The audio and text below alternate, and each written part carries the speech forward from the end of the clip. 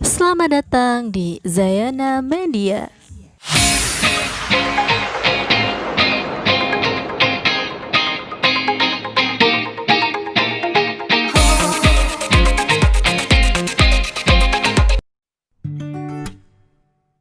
Assalamualaikum warahmatullahi wabarakatuh. Hai anak-anak, berjumpa lagi dengan Bu Lina. Pada pertemuan kali ini kita akan belajar tentang teks non-fiksi.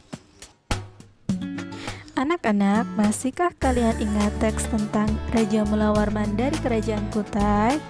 Nah, teks tersebut merupakan contoh cerita non-fiksi. Apakah yang dimaksud dengan cerita non-fiksi? Dan apa pula yang membedakannya dengan cerita fiksi? Yuk kita simak penjelasan berikut ini. Menurut KBBI atau Kamus Besar Bahasa Indonesia, kata fiksi berarti rekaan, hayalan, dan tidak berdasarkan kisah nyata. Jadi, cerita fiksi adalah cerita yang dibuat berdasarkan imaji penulis. Walaupun beberapa bagian cerita fiksi terkadang berdasarkan kisah nyata, tetapi secara keseluruhan cerita tersebut sudah diberi tambahan untuk memperindah jalan cerita. Contoh dari cerita fiksi antara lain adalah novel, cerpen, cerbung, sinetron, film, dan drama.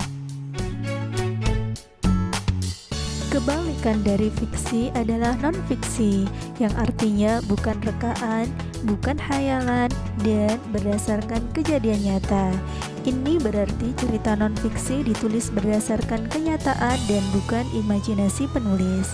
Adapun contoh cerita non-fiksi adalah berita, skripsi, buku harian, laporan pengamatan, dan resensi buku. Banyak orang yang salah dalam membedakan antara cerita fiksi dan non-fiksi. Ada yang menyebut jika perbedaannya terletak pada bahasa yang digunakan.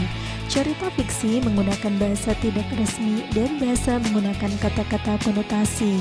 Sementara itu, cerita non-fiksi menggunakan bahasa resmi dan banyak menggunakan kata-kata denotasi. Namun, sebenarnya tidaklah demikian. Bahasa resmi dan tidak resmi dapat digunakan dalam cerita fiksi maupun non-fiksi. Lantas, apa perbedaan yang jelas antara cerita fiksi dan non-fiksi? Ya, anak-anak, perbedaan yang paling jelas adalah sifat dari cerita. Jika suatu cerita sifatnya nyata, maka disebut cerita non-fiksi, apapun bahasa yang digunakan. Sementara itu, apabila suatu cerita bersifat hayalan dan penuh imajinasi, maka cerita tersebut ditambahkan cerita fiksi. Anak-anak, untuk memperdalam pengetahuanmu tentang teks non-fiksi, jawablah pertanyaan berikut ini. Selamat mengerjakan, semoga sukses.